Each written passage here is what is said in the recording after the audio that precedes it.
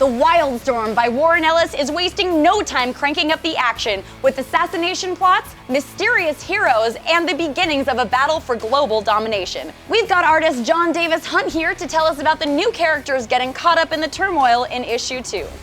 Okay, so in issue number 2, we catch up with Marlowe, and he's putting together the cap that he mentioned in issue number 1. So you get to see the characters that are in that. So it's the first time you get to see Cole, who's Grifter. You get to see Adri again as well, she comes back. And then as another character, Kanisha as well. So we follow their plans for what they want to do to track down the engineer.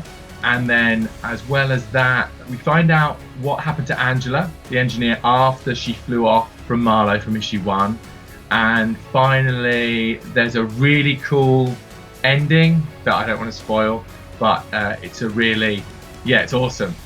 What kind of changes did you make to the original character designs? So when I first came on board, Warren sent me his kind of synopsis for what he wanted to do from like a visual point of view. And the major theme was that he kind of wanted to do it as if it was completely different from the original 90s version.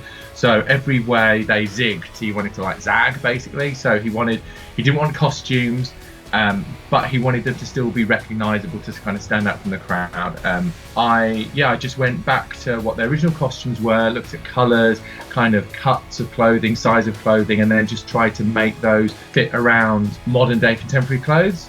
With the engineer, that was a point of going back to her original look, which was a very smooth chrome, kind of very modern aesthetic. And Warren wanted to make her look like a first gen version of that suit. So it was what that would look like if it had, initially come off of a manufacturing line sort of thing. So I looked at loads of real world tech for that, exosuits, and then Warren and I talked over sort of influences from outside of that, insect influences, and in the end we arrived at kind of an avian sort of look, because weirdly enough I mentioned making her look kind of almost bird-like, and then Warren said, oh, crow, the Latin from crow actually comes from the word engineer. So I was like, oh, it has to be that then.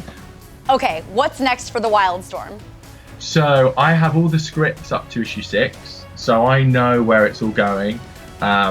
It's a really cool story, and the first 6 issues feel like a season almost for like a TV show, in the sense that it's got that story arc, but it's also like the first season, so there's quite a long build of kind of character development. And as sort of that first 6 issue arc ends, it wraps up certain characters that are then going to go off and do their own thing. And so then with the next 6 issues that Warren's writing, that's going to be, new characters kind of coming in, which is like hugely exciting, because I don't know who they are yet.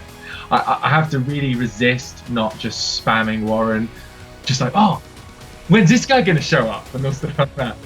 That's a tease of the WildStorm number 2, which you can pick up in comic book stores today. And after you've read that, head on over to dccomics.com for a special WildStorm feature that dives deep into the latest chapter of the series. We'll see you tomorrow.